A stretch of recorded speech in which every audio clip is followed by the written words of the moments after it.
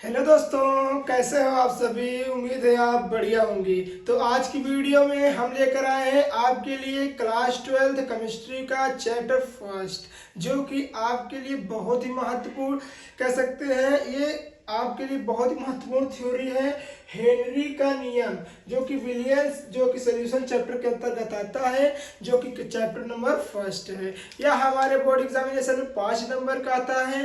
क्या प्रश्न रहता है? हेनरी के नियम और उसकी शर्तों की व्याख्या कीजिए डायग्राम के माध्यम से। तो आइए इसको हम देखते हैं, हेनरी का नियम क्या होता है, फिर उसके बाद इसको हम समझने की कोशिश करेंगे प्यारे बच्चों। सबसे पहले आइए हम डायग्राम के माध्यम से समझेंगे, फिर इसको हम आपको डायग्राम के माध्यम से ही पूरी थ्योरी का एनालाइज करवा देंगे। ठीक है, तो जैसे कि आप मान लीजिए हमारे पास एक कोई प्यारा सा बर्तन है। ठीक है, क्या है प्यारे बच्चों? एक प्यारा सा बर्तन है। यहाँ पर मान लीजिए इसके नीचे क्या भरा हुआ है? इसके नीचे मान लीजिए हमारे पास द्रव भरा है। ठीक है, क्या हुआ है? इसके नीचे मान लीजिए हमारे पास द्रव भरा हुआ है। ठीक है प्यारे बच्चों, द्रव भरा हुआ है। ठीक है, और अब मान लीजिए इसके ऊपर एक बर्तन में नीचे द्रव भरा है और इसके ऊपर से क्या है? तो यहाँ पर हमारे पास गैस है। क्या है प्यारे बच्चों?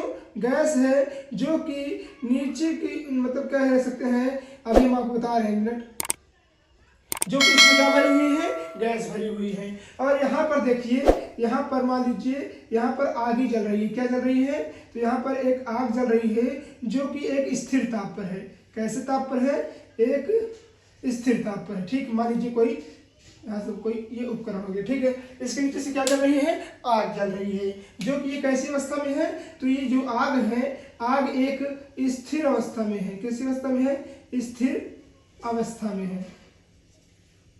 ठीक है, और यहाँ पर क्या है प्यारे बच्चों? तो यहाँ पर है हमारे पास द्रव है, यहाँ पर गैस है। ठीक है, अब ऊपर से हम एक पंप लगा देंगे। पंप बोले तो जिसको हम बोलते हैं पंप बोलते हैं, उसको हम यहाँ पर लगा देंगे, जिसपे यहाँ पर क्या करेंगे? दाब के लिए क्या लगा देंगे? पंप लगा देंगे। दाब को हम किससे प्रदर्शित करेंगे? पी से प्रदर्शित करेंगे। ठीक है प्यारे बच्चों, अब यहाँ देखिए, यहाँ पर हमने क्या कर दिया? यहाँ पर हमने गैस देखिए, जब हम पंप साइकिल से हवा भरते हैं तो जब नीचे दाबते हैं तभी तो हवा नीचे जाती है ना। तो उसी प्रकार जब यहाँ से हम प्रेशर करेंगे तो गैस पूर्ण रूप से गैस कहाँ मिलना शुरू हो जाएगी? तो गैस द्रव मिलना शुरू हो जाएगी। जब गैस द्रव मिलना शुरू हो जाएगी तो ये क्या हो जाएगा? तो ये घुलनशील होने लगेगा। क्या होने लगेगा प्यारे बच्चों? तो ये घुलनशील, यानी कह सकते हैं गैस जो होती है द्रव में घुलने लगती है, तो इसको बोलते हैं घुलनशील बोलते हैं। ठीक है, तो जब यहाँ पर गैस द्रव में घुलने लगेगी तो इसको हम बोलेंगे कि ये घुलने लगी है, यानी घुलनशील होने लगी है गैस। ठीक है, अब यहाँ देखिए, यहाँ पर देखिए, अब यहाँ पर क्वेश्चन देखिए प्यारे बच्चों, हम आपको एकदम अच्छे से समझा देना चाहते हैं, जो कि आपके दिमाग में एकदम अच्छे से फिट हो जाएगा। तो यहाँ देखिए, स्थिर ताप पर गैस की द्रव में घुलनशील, देखिए यहाँ पर देखिए, द्रव की घुलनशील गैस पर लगाए गए दाब के समानुपाती होता है। फिर से देख लीजिए, स्थिर ताप पर गैस की द्रव में घुलनशील गैस पर लगाए गए दाब की क्या होती है? समानुपाती होती है। इसे ही कहते हैं हेनरी का नियम। अब आइए प्यारे बच्चों, इसको हम समझाते हैं। तो हेनरी जो यहाँ पर देखिए घुलनशील होता है, घुलनशील को हम स्मॉल m से दर्शाते हैं, और किसके समानुपाती है? तो गैस पर लगाए गए दाब हमारा क्या है? तो दाब हमारा P है। तो जैसे कि आपको पता है, पर जैसे कि प्यारे बच्चों, हम जो समानुपाती हटाते हैं तो हमारे पास यहाँ पर एक स्थिरांक लग जाता है, जिसको हम K से डिनोट करते हैं। किससे डिनोट करते हैं? K से डिनोट करते हैं। तो यहाँ पर जब हम समानुपाती हटाएंगे तो यहाँ पर हमारे पास हो जाएगा m इज इक्वल टू क्या हो जाएगा? KP। क्या हो जाएगा?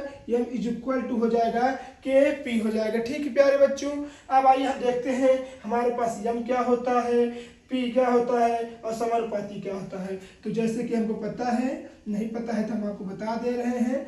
फिर यहाँ पर देखते हैं क्या होता है, कौन कौन।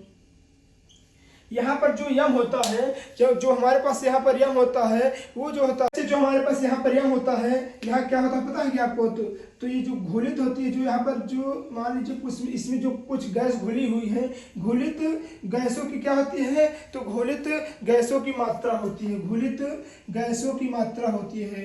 किसकी मात्रा होती है, तो इसमें जो गैस घुली रहती है उसी की क्या होती है, गैसों की मात्रा ही क्या कहलाती है प्यारे बच्चों, गैसों की मात्रा ही हम यम से प्रदर्शित करते हैं। और क्या होता है, तो क्या होता है हेनरी का स्थिरांक, हेनरी का स्थिरांक होता है। ठीक है, फिर उसके बाद क्या कह रहा है, फिर यहाँ देखिए P हमारे पास क्या हो गया, तो जैसे कि आपको पता है P होता है गैस पर लगाए गए दाब, गैस पर लगाया गया दाब।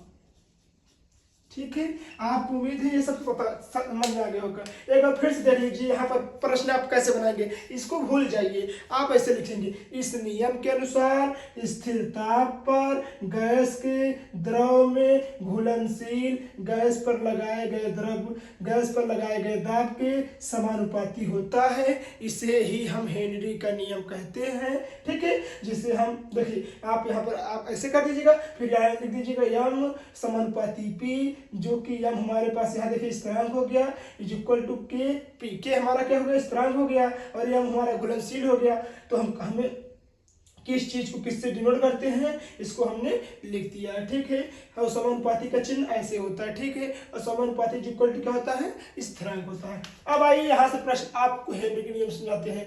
तो कह रहा है इस नियम के अनुसार स्थिर ताप पर, यहाँ देखिए स्थिर ताप पर गैस की द्रव में घुलनशील गैसों पर लगाए गए दाब के समानुपाती होता है। इसे ही क्या कहते हैं प्यारे बच्चों, इसे ही कहते हैं कि यही होता है हेनरी के नियम। ये तो हुआ हमारा कंप्लीट हेनरी का नियम। अब आइए देखते हैं हेनरी के नियम की कुछ सीमाएं होती हैं, कुछ शर्तें होती हैं, उसे भी देख लेते हैं।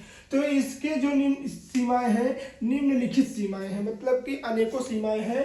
किसकी सीमाएं हैं, तो इसकी अनेकों सीमाएं हैं प्यारे बच्चों। नंबर 1, गैस पर लगाया गया दाब, जो गैस पर दाब लगाते हैं वो बहुत अधिक नहीं होना चाहिए। अगर अधिक होगा तो जो गैस रहेगी वो किसमें, वो द्रव में घुल जाएगी।